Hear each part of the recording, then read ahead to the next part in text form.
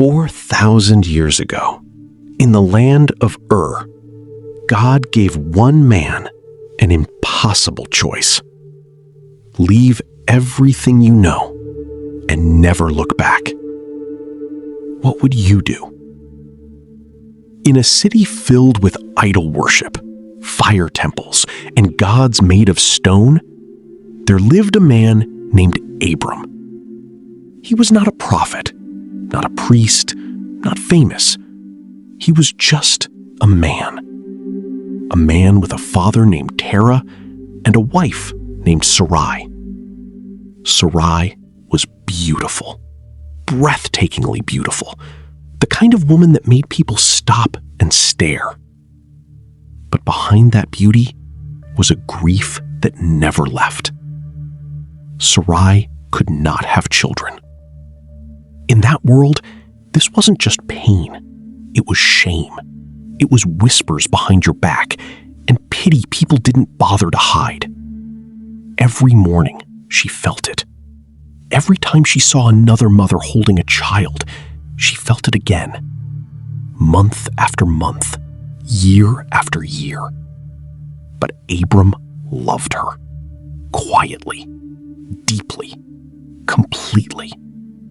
And that love was about to be tested in ways neither of them could imagine. Then, the silence of their lives was broken. God spoke directly to Abram. Leave your country, your people, and your father's house, and go to a land I will show you. Go to a land no map, no destination, no guarantee. Just go. And somehow, Abram obeyed. Abram packed his bags. He didn't argue. He didn't delay. He simply went. And Sarai went with him. Not because she fully understood, but because she trusted him. Together, they left behind familiar streets, familiar faces, and everything they had ever known. They crossed deserts, slept beneath the stars, and journeyed into Canaan.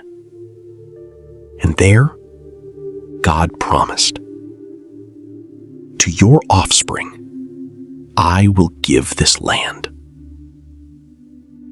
But then, famine came. The land dried up. Crops failed.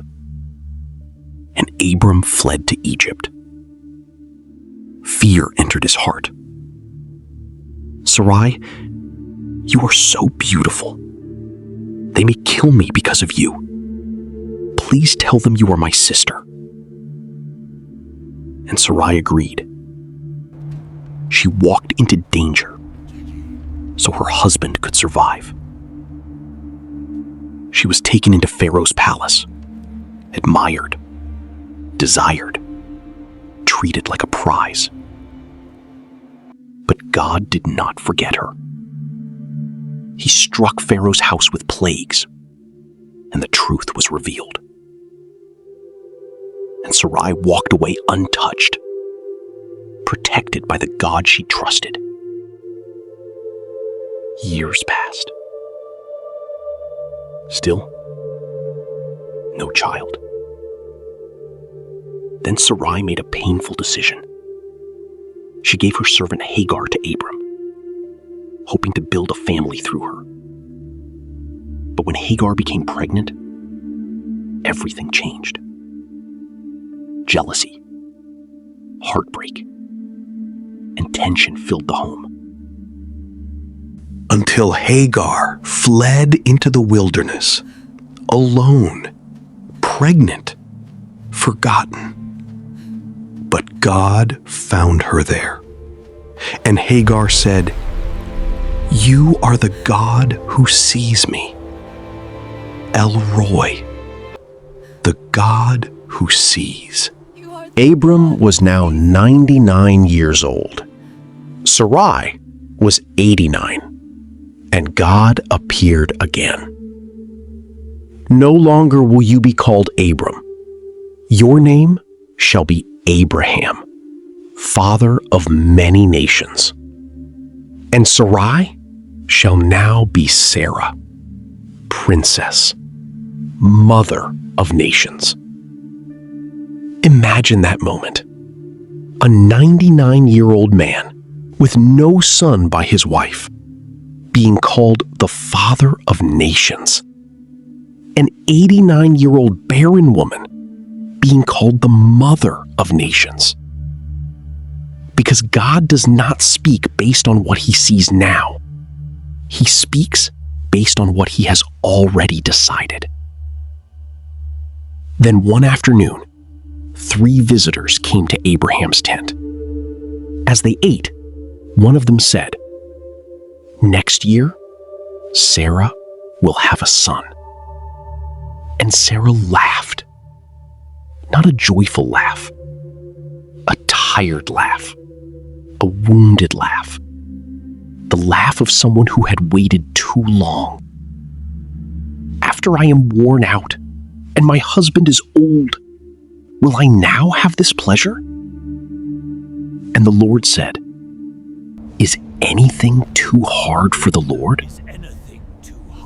1 year later, exactly as God promised, Sarah gave birth to Isaac. At 90 years old, the woman who had cried through decades of disappointment now held the promise in her arms. And she said, "God has brought me laughter." So they named him Isaac, which means laughter. But the story was not over. God tested Abraham one final time. "Take your son, your only son, Isaac, whom you love, and sacrifice him." No words can fully describe the pain of that command. Yet Abraham obeyed. For 3 days, he walked with Isaac toward the mountain. And along the way, Isaac asked, "Father, where is the lamb for the offering?" And Abraham answered softly, "God himself will provide." On the mountain, Abraham built the altar, arranged the wood, and raised the knife. And then, "Abraham, Abraham, do not lay a hand on the boy." At that moment, a ram appeared, caught in a thicket. God had provided. Jehovah Jireh, the Lord will provide.